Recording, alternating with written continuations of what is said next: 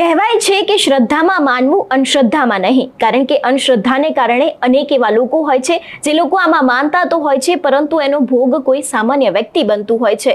આજે એક એવી ઘટના વિશે વાત કરવી છે જેના કારણે અંધશ્રદ્ધાને કારણે એક સામાન્ય બાળકી છે તેનો જીવ લેવામાં આવે છે, તે બાદ તેની હત્યા પણ થઈ જાય છે અને હજી સુધી આ કેસમાં કોઈ જ ઉકેલ લાવવામાં આવ્યો નથી. આ ઘટના સાંભળીને કદાચ તમારા પગ નીચેથી પણ જમીન ખસી જશે, કારણ કે એક અંધશ્રદ્ધાને કારણે એક માસૂમ બાળકી છે જે મોતને ભેટે છે. શું છે સમગ્ર વિષય જોઈશું આજના વિડીયોમાં. નમસ્કાર, હું હંસિની અને તમે જોઈ રહ્યા છો નિર્ભય ન્યૂઝ. ગુજરાતમાં હજી પણ એવા ગામડાઓ છે કે જેમાં અંધશ્રદ્ધાને અત્યારે હાલ એક દરજ્જો આપવામાં આવે છે અને ખાસ કરીને એવું કહેવામાં આવે છે કે જો તમે આવું કરશો તો તમારી સાથે સારું થશે, જો તમે આવું નહીં કરો તો તમારી સાથે ખરાબ થશે. અને તેના જ કારણે ઘણા બધા લોકો એવા હોય છે કે જે લોકો અંધશ્રદ્ધામાં માનવા લાગતા હોય છે.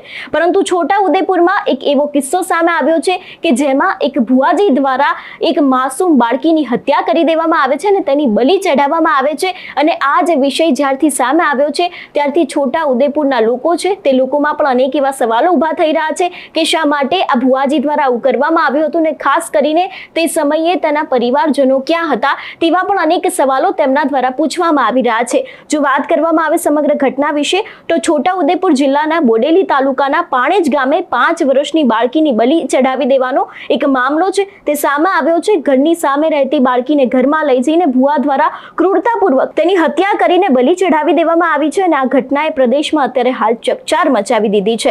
તાંત્રિક લાલુ હિંમતે સવારે 8 વાગ્યાના અરસામાં સામે રહેતી બાળકી છે તે પોતાના ઘરની બહાર રમી રહી હતી અને તે જ સમયે તે બાળકીને ઉઠાવીને પોતાના ઘરમાં લઈ જાય છે. તે બાદ તેની સાથે કોઈ તાંત્રિક વિધિ કરે છે અને તે બાદ તેના ગળા ઉપર કુહાડી વડે હુમલો કરીને તેની હત્યા કરી દેવામાં આવે છે. જોકે એ બાદ તેનો નાનો ભાઈ છે તેની પણ બલિ ચઢાવવાની તૈયારી હતી. જોકે એ પછી ગામના અનેક એવા લોકો ભેગા થઈ ગયા એટલા માટે એનો નાનો ભાઈ છે તે બચી ગયો હતો. સૌથી પહેલા તો આ વિષયને લઈને ગામના સરપંચો શું કહી રહ્યા છે તે સાંભળીએ. પાણેજ ગામમાં અત્યારે એક 5 વર્ષની બાળકીની હત્યા થઈ છે, એની તપાસ અત્યારે ચાલુ છે અને એસપી સાહેબ એટલે વાધેર સાહેબને પોલીસ સબ સ્ટાફ આવી ગયો છે અને એની નિષ્પક્ષ તપાસ થવી જોઈએ એવું અમે અપીલ કરીએ છીએ અને કાયદેસરની તપાસ. પણ ગામ લોકો એવું કહે છે કે ભાઈ એ થોડોક ગુસ્સાવાળો માણસ હતો એવું કહે છે કે ભાઈ ક્રૂર તાંત્રિક વિધિ એવું બધા કહે છે ગામ લોકો કે ભાઈ તાંત્રિક વિધિ માટે એને બલિ ચઢાવવામાં આવી છે એવું કહે છે. પાણેજ ગામમાં એવી ક્રૂર હત્યા કરવામાં આવેલી છે કે પાણેજ ગામના તડવી લાલાભાઈ હિંમતભાઈ એ સામેવાળા રાજુભાઈની દીકરી એક 5 કુંબળીભાઈની હતી, 5 વર્ષની હતી, એને ઉચકી લઈ જાય અને એના ઘરમાં કંઈક તાંત્રિક વિદ્યા કરતો હોય જેવું અમારું માનવું છે. અને એના ઘરમાં માતાનું મળ બનાવેલું છે, મંદિર બનાવેલું છે, ત્યાં લઈ જઈને કુવાડીનો ઘા મારી અને એને કરુણ હત્યા કરવામાં આવેલી છે. હા, એ જ તાંત્રિક મંદિર પાછળ લઈ જઈને એને ચટકો માર્યો ડાબી પાડે અને ત્યાં એનું મૃત્યુ નિપજાયું. માટે આવા નરાધમોને કડકમાં કડક સજા થાય એવી અમારી સરકાર પાસે માંગ છે અને પોલીસને પણ જાણ કરતાં પોલીસ પણ અત્રે તાત્કાલિક આવી ગઈ છે અને એની કાર્યવાહી સઘન કરવામાં આવેલી છે. એવું હવે અમારે પેલી બાજુ રહેવાનું એટલે એમ એકચ્યુઅલી ખબર નહીં, પણ આજે એ કહી શકાય કે મંદિરમાં લઈ જઈને જ એને ક્રૂર હત્યા કરવામાં આવેલી. પરમાર રમેશસિંહ સોમસિંહ, માજી સરપંચ, ગામ પાણેજ. આટલું જ નહીં, ગામના સ્થાનિકો છે તેમનો પણ આ વિષયને લઈને એક સૌથી મોટો ખુલાસો સામે આવ્યો છે. હવે તેમને પણ સાંભળીએ કે તે આ વિષયને લઈને શું કહી રહ્યા છે. પાણેજ ગામ છે. પાણેજ ગામમાં આ નાની બાળકી લગભગ 5 વર્ષની ઉંમરની છે, એને બલિ ચઢાવી. કઈ રીતના ઘટના બની? સવારમાં લગભગ 8:45 મને ફોન આવ્યો કે આવા નવા બનાવ બન્યો.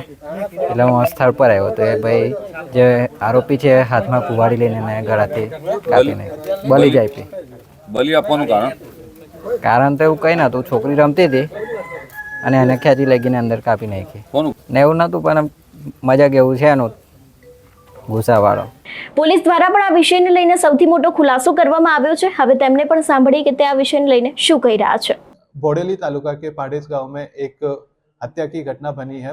घटना के अंदर जो पाड़ेज गांव में एक छोटी लड़की जिसकी उम्र 4 साल से थोड़ी अधिक थी, उसकी हत्या कर दी गई है। घटना के अंदर सुबह के समय पे ऐसा हुआ कि जो फरियाद इस घटना में जिस महिला ने फरियाद दी है, ज्योति बहन तड़वी, उन्होंने फरियाद में लिखा है कि वो सुबह के टाइम कपड़े धोने के लिए अपना एक छोटा बेटा और अपनी बेटी के साथ बाहर निकली घर के, तो उसी दरमियान उनका पड़ोसी लाला भाई तड़वी आके उनकी लड़की को खींच के अपने घर के अंदर लेके गया, और घर के अंदर ले जाने के बाद वहाँ पे उसके पास कुल्हाड़ी थी, इसलिए ज्योति बहन ने बूमा बूम पाड़ के आसपास के लोगों को बुलाया, लेकिन व्यक्ति के हाथ में कुल्हाड़ी होने की वजह से किसी ने भी घर के अंदर प्रवेश नहीं किया, और जो 2-3 लोग जहाँ पे इकट्ठा हुए थे उनके सामने ही लालाबाई तड़वी ने उस छोटी बालिका की कुल्हाड़ी के साथ हत्या कर दी। हत्या करने के बाद उस आरोपी ने लड़की को अपने मंदिर के सामने, एक छोटा मंदिर बना हुआ है घर में, उसके पास लेके गया,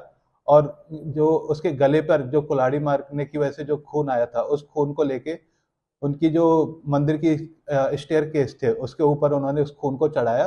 तो इस तरह की फरियाद ज्योति बहन ने दी है, और उसके फरियाद के चलते हमने आरोपी को हिरासत में भी ले लिया है, पूछताछ जारी है।